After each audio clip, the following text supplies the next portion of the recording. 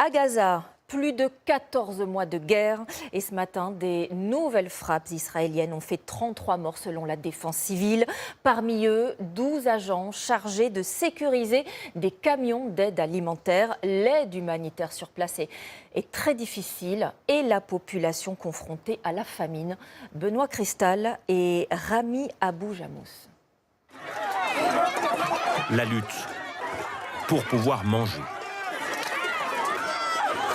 Ces images ont été filmées vendredi dernier, alors que plus aucune aide des Nations Unies ne parvenait dans la bande de Gaza. Hier, de nouveaux sacs de farine sont arrivés dans l'enclave. Rapidement distribués, ils ne suffisent pas à nourrir tous les habitants. Moi, je n'ai pas eu mon sac. Il n'y en a plus. Ça fait 10 jours que mes enfants ne mangent plus de pain. Israël affirme que 250 camions d'aide alimentaire comme celui-ci traversent la frontière chaque jour. Une partie d'entre eux serait ensuite attaquée et pillée par des gangs armés.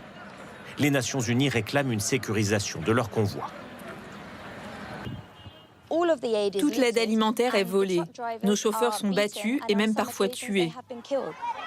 Résultat, le prix des denrées alimentaires atteint des niveaux records sur le marché noir. Et là, on va au salon. Nous avons pu joindre ce journaliste palestinien qui vit dans un camp de réfugiés au sud de la bande de Gaza. Les légumes qu'il y a, 1 kilo de tomates, il est à peu près à 15 €. Et donc on est dans des conditions de vie très dures. Un sac de farine de 25 kilos, il est à peu près 250 €. 250 €, l'équivalent d'un mois de salaire en temps de paix. Aujourd'hui, 2 millions de Palestiniens vivent sans revenus au sud de la bande de Gaza. Selon Israël, 1500 camions d'aide leur sont parvenus en un mois et demi. Il en faudrait 10 fois plus, selon les Nations Unies.